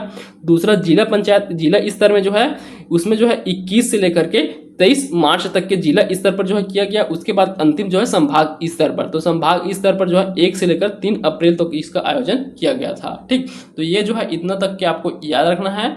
12 मार्च से लेकर के 3 अप्रैल तक के टोटल जो है 45 दिनों तक के बस्तर पंडुम आयोजित किया गया था। अब देखिए इसके संबंध में यहाँ जो नीचे दिए गए हैं उसी को आप सबको कहाँ से पढ़ना है, ये जो दिया हुआ है यहाँ लोगो वहाँ से पढ़ सकते हैं। तो देखिए सबसे पहले आप समझ लीजिए ये बस्तर पंडुम लिखा है, तो बस्तर पंडुम जो है एक जो है ये गोड़ी भाषा का शब्द है, यहाँ लिखा हुआ है यह गोड़ी भाषा का शब्द है जिसका अर्थ क्या होता है, बस्तर का त्योहार या बस्तर उत्सव। तो ये इसका अर्थ जो है बस्तर उत्सव होता है। ठीक, अब देखिए ये लोगों में ही जो है आपको यहाँ जो है एक वाद्य यंत्र देखने को मिल रहा है। तो ये जो है तुरही या इसे तोड़ी भी कहा जाता है, तो ये तुरही वाद्य यंत्र है। उसके अलावा यहाँ आपको देखने को मिल रहा है बाइसन हॉर्न, तो बाइसन हॉर्न मुकुट भी जो है इसके लोगों में शामिल किया गया है। बस्तर पंडुम जो नाम है उसमें शामिल किया गया है। उसके बाद देखिए इसमें जो है जो लोगो है उसके अंतर्गत और क्या क्या देखने को मिलेगा। तो इस लोगो के अंतर्गत यहाँ जितने भी देखने को मिल रहा है उन सबका वर्णन यहाँ किया गया है, उन सबको यहाँ देख सकते हैं। यहाँ नाम भी सबका अलग से दिया हुआ है, अगर यहाँ क्लियर नहीं दिख रहा है तो आप यहाँ से पढ़ सकते हैं। यहाँ जो है क्या क्या, तो देखिए इंद्रावती नदी है, चित्रकूट जलप्रपात, वन भैंसा, पहाड़ी मैना, बाइसन हॉर्न, मुकुट, तुरही वाद्य यंत्र, ढोल है, सल्फी है, ताड़ी के वृक्ष है, सल्फी का वृक्ष, ताड़ी का वृक्ष, ये सभी जो है यहाँ शामिल किया गया। तो ये देखिए ताड़ी का वृक्ष है, ये सल्फी का वृक्ष है, ये इंद्रावती नदी है, ये वन भैंसा है, यहाँ बिरिया ढोल है। ठीक, ये जो है बस्तर के कलाकार, ये चारों तरफ जो दिख रहे हैं वे बस्तर के कलाकार है। चित्रकूट जलप्रपात है, पहाड़ी मैना है, त्रिबुट्टी वाद्य यंत्र भी यहाँ है, त्रिबुट्टी वाद्य यंत्र। ठीक, और ये सभी जो है यहाँ शामिल किए गए हैं। ठीक, यहाँ जो है पीपल का जो है पेड़ भी यहाँ शामिल किया गया है, पीतल का यहाँ मुकुट है। ठीक, पीतल का यहाँ मुकुट जो है शामिल किया गया है। ठीक, तो इतने सभी कुछ जो है किसमें शामिल किया गया है, जो लोगो है बस्तर पंडुम का उसके अंतर्गत यह जो है शामिल किया गया है। तो उसी सबको यहाँ डिस्प्लेन से किया गया है। यहाँ आप जो है इंपॉर्टेंट याद रखना है, तो ये लोगों के संबंध में याद रखना है, और ये आयोजन की चरण है उसे याद रखना है, और जो इसमें जो तिथि है शुभारंभ की तिथि कब से कब तक कितने दिनों तक चला है, कितने विधायक शामिल थे, कितने कलाकार शामिल थे, तो राम कथा की प्रस्तुति कवि कुमार विश्वास द्वारा दिया गया था। ये इतने डाटा आपको इससे संबंधित याद रखने हैं। चलिए उसके बाद देखिए 29वां भोरमदेव महोत्सव। तो ये भोरमदेव महोत्सव के संबंध में ज़्यादा कुछ आपको यहाँ याद नहीं रखना है। तो ये इसका क्रम कौन सा था, 29वां क्रम का है। भोरमदेव महोत्सव कहाँ, कबीरधाम जिले में भोरमदेव नामक स्थान पे आयोजित किया जाता है। इसका आयोजन किया गया है 26-27 मार्च 2025 को इस वर्ष आयोजन किया गया है। ये जो है छत्तीसगढ़ शासन में संस्कृति एवं पर्यटन विभाग एवं भोरमदेव महोत्सव समिति के संयुक्त प्रावधान में इस महोत्सव का आयोजन किया जाता है। संस्कृति एवं पर्यटन विभाग और भोरमदेव महोत्सव का एक समिति बनाया गया है, उनके ही दोनों के सहयोग से इसका आयोजन किया जाता है। तो ये जो है भोरमदेव मंदिर स्थित है, उसे छत्तीसगढ़ का खजुराहो कहा जाता है, उसी प्रांगण में इसका आयोजन किया गया था। ठीक, देखिए इसमें जो है कुछ कलाकारों द्वारा जो है यहाँ अपना जो है प्रदर्शन किया गया है, प्रदर्शन दिया गया था कलाकारों द्वारा। तो उनका नाम यहाँ दिया गया है, जो पद्मश्री अनुज शर्मा है, अनुराग शर्मा है, बसंता बाई द्वारा जो है बैगर नृत्य किया गया, गीतिका बांसुरी ली द्वारा जो है बांसुरी वादन किया गया है, कथक नृत्य प्रस्तुत किया गया है। तो ये सभी जो है यहाँ कलाकारों द्वारा जो है अलग अलग जो है कार्यक्रम यहाँ प्रदर्शन किया गया था। ठीक, तो ये हो गया। उसके बाद देखिए अगला है तातापानी महोत्सव। तो इसके संबंध में भी आपको ज़्यादा कुछ याद नहीं रखना है। तो यह आयोजन 14 से 26 जनवरी को 14 से लेकर के 16 जनवरी 2025 तक के किया गया था, जो कि 14 जनवरी को क्या होता है, मकर संक्रांति। तो उसी दौरान जो है यहाँ तातापानी महोत्सव आयोजित किया जाता है।